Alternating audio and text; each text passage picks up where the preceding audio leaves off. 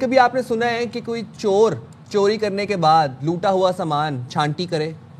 اتنا ٹائم ہے اور اس چور سرے کے راہ پاس، مطلب دن دہاڑے، مطلب وہ سڑک پہ رکتا ہے. سوچیں چور جو ہوتا ہے وہ بھاگتا ہے کہ اس کے پیچھے جی پولیس نہ آ جائے، کوئی سے پکڑنے نہ آ جائے. وہ سڑک پہ رک رہا ہے، لوٹا ہوا مال جس میں سے سلیکشن. آپ کو پہلے فوٹیج دیکھیں آپ، اصل تو یہ دیکھیں. اچھا اب یہ دن دہاڑے ایک سڑک کے اوپر کھڑا ہوا ہے اور یہ بیگ یہ چوری کر کے آیا، یہ بیگ کھولا ہے اس نے.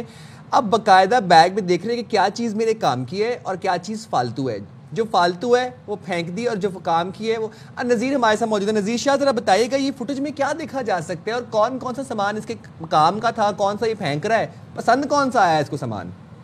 دیکھیں فہم، یہ کراچی جو معاشی ہب پاکستان کا، وہاں پر شہریوں کو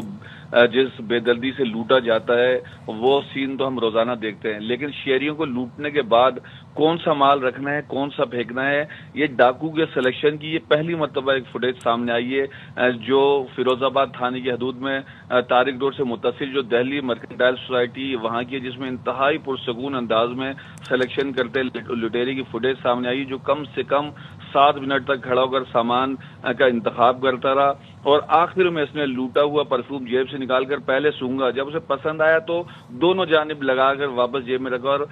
وہاں سے فرار ہو گیا. فیروز آباد کی حدود میں یہ ہیلمٹ پہنے ملزم کو دیکھا جا سکتا ہے کہ مبینہ طور پر یہ کہیں سے لیپ ٹاپ بیگ اور آفس بیگ چھین کر لایا تھا. سب سے پہلے آفس بیگ کھول کر اس کے اندر سے اس نے سامان نکال کر فالتو سامان پھینکنا شروع کیا جو اس کے لیے فالتو تھا، اور پھر اس نے جو سامان پسند نہیں آیا وہ جو اس کے بائیں جانب وہاں جھاڑیوں میں پھینکتا رہا. پھر مستقل گٹکا کھاتا رہا اور ہیلمٹ کے اندر سے وہ مہارت سے باہر پیک بھی مارتا رہا. اس نے بیگ میں سے ایک پرس نکالا، اس کے اندر سے کیش جیب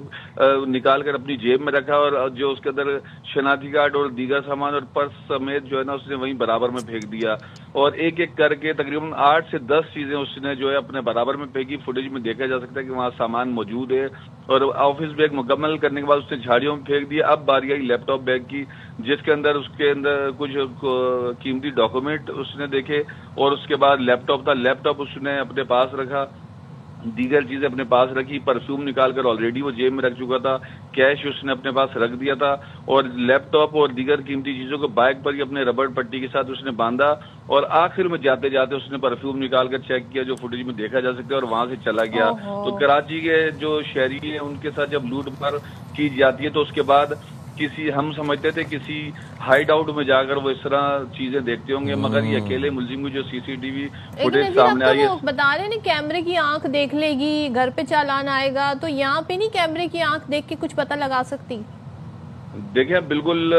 آج سے اس سسٹم کا آغاز بھی کیا جا رہا ہے جس میں نہ صرف ANPR بلکہ FR کیمرے بھی لگے ہوں گے، لیکن اس طرح کے